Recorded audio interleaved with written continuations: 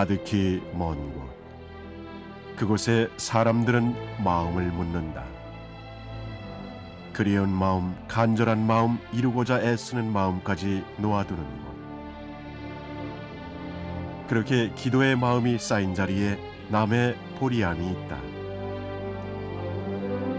수행자의 걸음으로 마음을 다해 부르면 분명 아름다우니 관세음보살이 있다고 남의 먼 바다 끝에서 보리암은 말한다. 산길, 물길 다 헤치고 전해질 관음의 빛을 전하고 있는 것이다.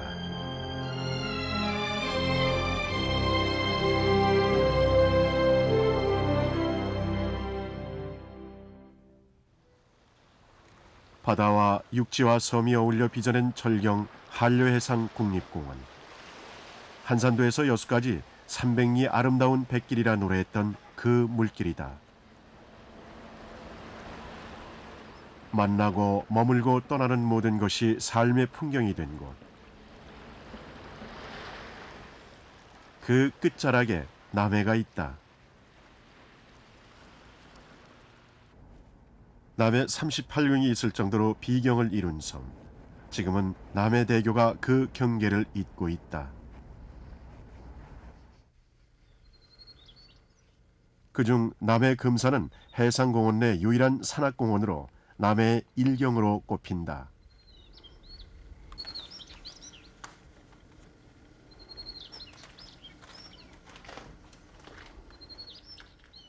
남해의 작은 금강산이란 이름에 걸맞게 기암괴석이 어울려 저마다 절경을 이루었는데 그중 제1경이 쌍홍문이다.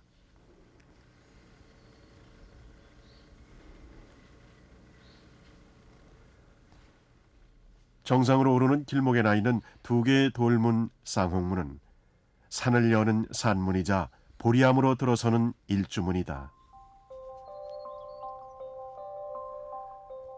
암벽을 열고 들어서는 눈부신 햇살, 바람을 타고 넘나드는 천년의 세월. 어떤 마음이 있어 이 두터운 문을 열어 보였을까?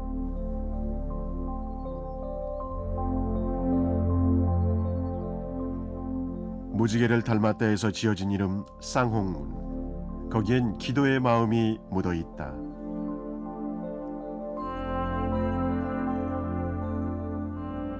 어느 땐가는 석가세존이 이 쌍홍문을 통해 세존도를 지나갔다 여기며 오랜 세월 사람들은 이 작은 문으로 우주를 열어보였던 것이다.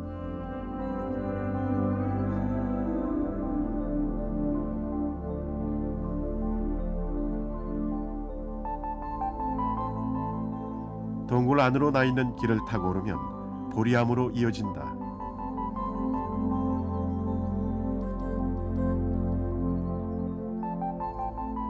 쌍홍문은 금산 정상으로 오르는 관문이며 관음성지 보리암을 지탱하는 뿌리인 셈이다.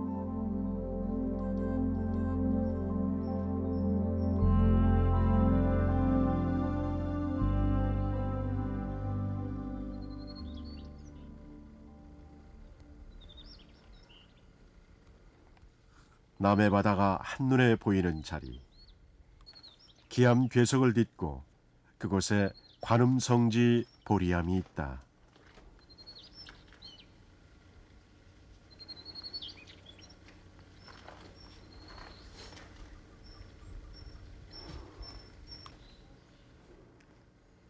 보리암은 우리나라 3대 기도 도량의 하나로 신라로부터 1500년 세월 거센 풍랑의 마음을 다스려온 도량이다. 그 유래도 깊어 김수로왕이 이 터에서 기도를 올려 대업을 이루었다고 하고 이후 신라 원효스님이 관세음보살을 친견하면서 보광사로 창건했다고 전해진다.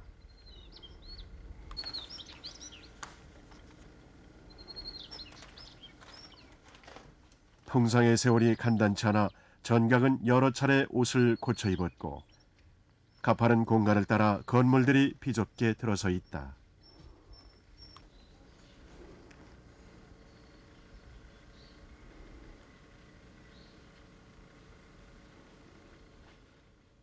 그러나 관음보살을 그리는 기도의 마음만은 여여해 이 도량이 관음의 성지였음은 오랜 세월 그대로이다.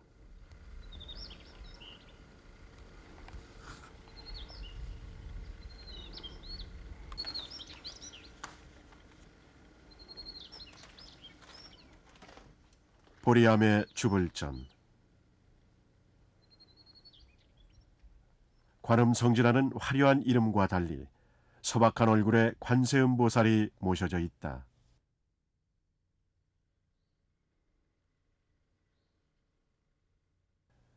아미타불을 화관에 모시고 해상용왕과 남순동자를 좌우 보초해 둔 이 자그마한 삼존상은 인도 아유타국의 허왕옥 공주가 가락국에 오면서 모시고 왔다고 전해진다.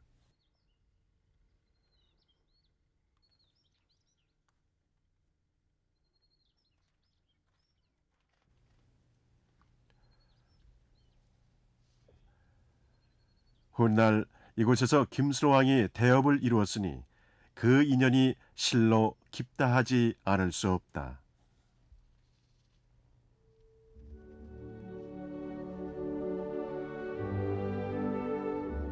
마음을 다해 부르는 이에겐 반드시 응답한다는 관세음 보살.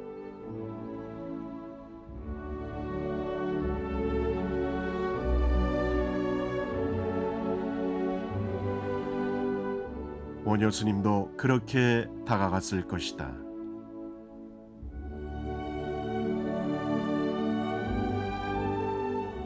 신라 문무왕 3년 되던 해 운수행각을 하던 원효 스님은 승경에 이끌려 이곳 금산에 올랐다 한다.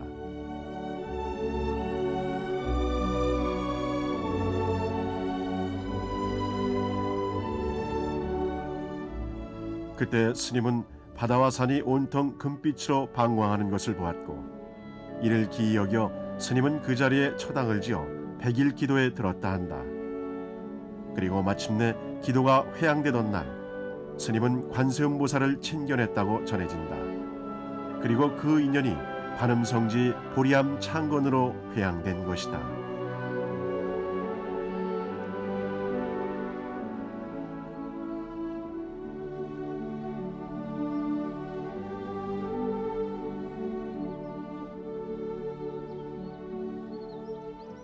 보리암 마당에는 지난 창건 역사를 말하듯 백이의 해수 관음상이 우뚝 서 있다.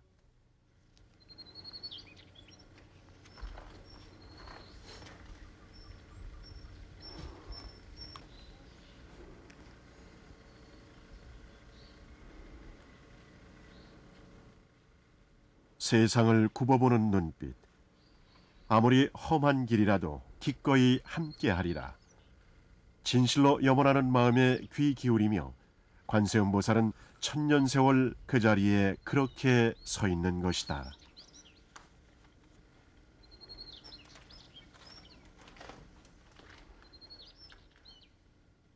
아우성치는 마음, 욕심내는 마음, 들끓는 마음을 모두 내려놓아야 한다.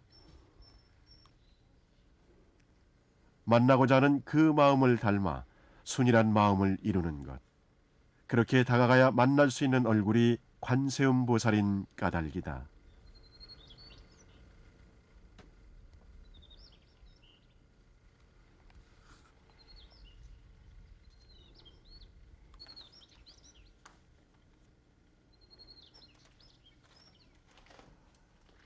보리암마당 한복판에는 창건연대를 짐작케 하는 낡은 3층 석탑이 하나 서 있다.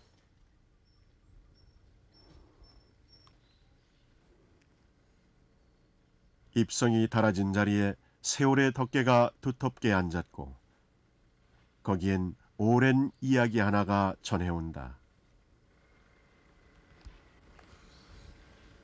이 탑은 가락국기에 보면 허태우가 인도에서 이쪽으로 올 때 풍랑을 만났다고 합니다.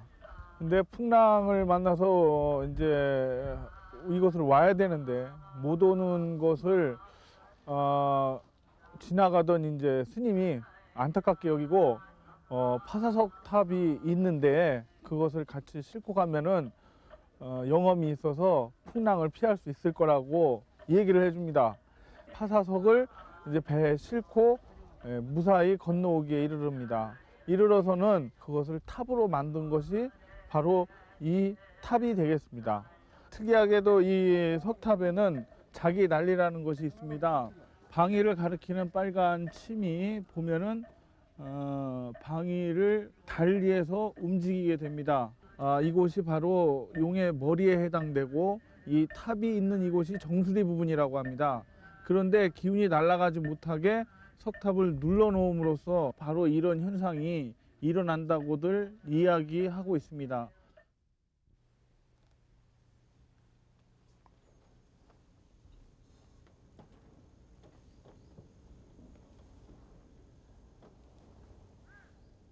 천년의 세월을 이어온 마음, 어디에도 휘둘리지 않고 물들지 않는 간절한 서원.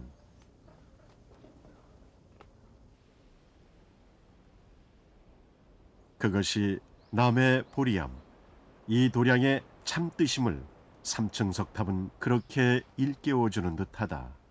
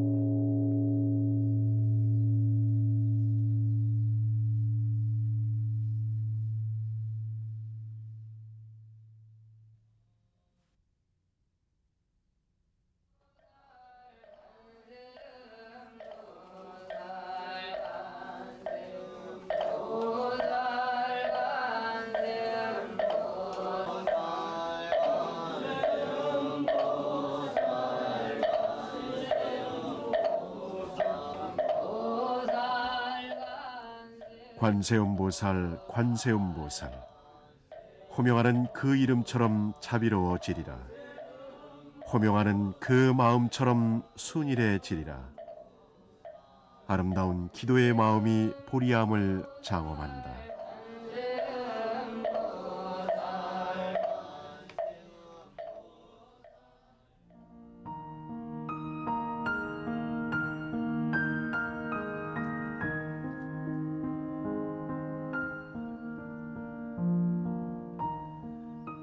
남의 보리암에서는 만나는 모든 풍경이 새로운 인연이 된다.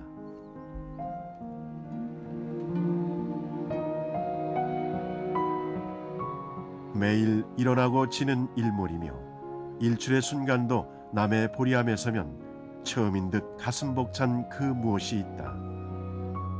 일출의 바다, 부유하는 섬들 그 하나하나는 때론 발심의 기호가 되고 뜨거운 일출은 초심의 마음을 일깨운다.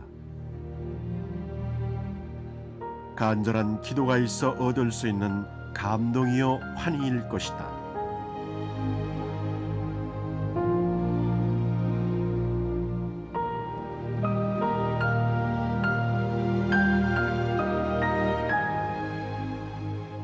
금산 38경과 어울려 이룬 도량, 관음성지 보리암. 아래로는 한려해상이 비단처럼 펼쳐져 눈 닿는 곳, 마음 내려놓는 곳마다 절로 순일해지는 도량이다.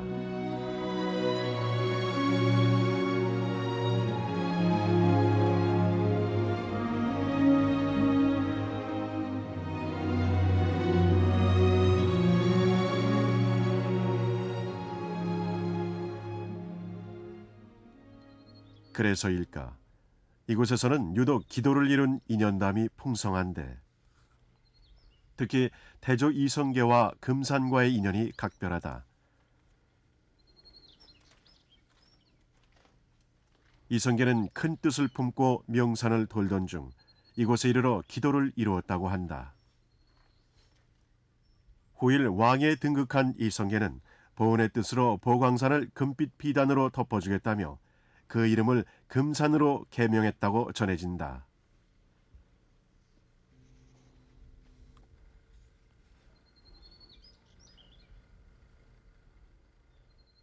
비단으로 덮은 산 금산.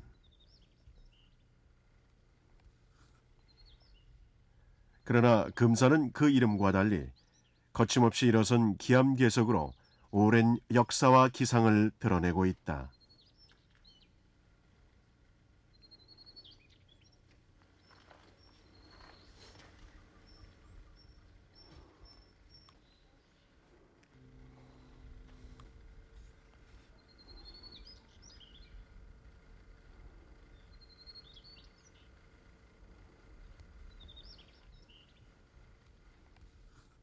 실제로 남해 금산은 전국 최남단의 봉수대로서 역사적 의미를 갖고 있다.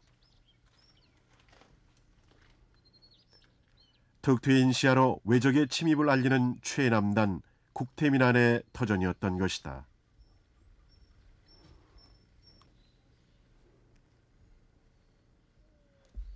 어디 그뿐이랴. 사자암, 남순바위, 관음봉, 좌선대. 금산 38경은 그렇게 불교의 오랜 뜻을 전하며 이 도량이 관음 도량이며 호국 도량임을 일깨우는 듯하다.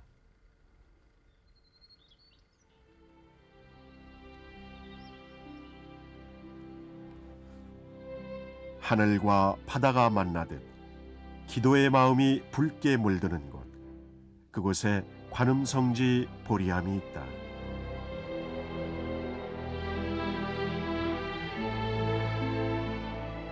내 안의 길을 건너 보리암에 오르면 누구라도 마음을 다해 부르게 되는 이름이 있다. 누구라도 간절히 그려보는 얼굴이 있다. 자비로우니 아름다우니 관세음보살. 그 하나의 이름만으로 벅찬 감동이 남의 보리암에 있다.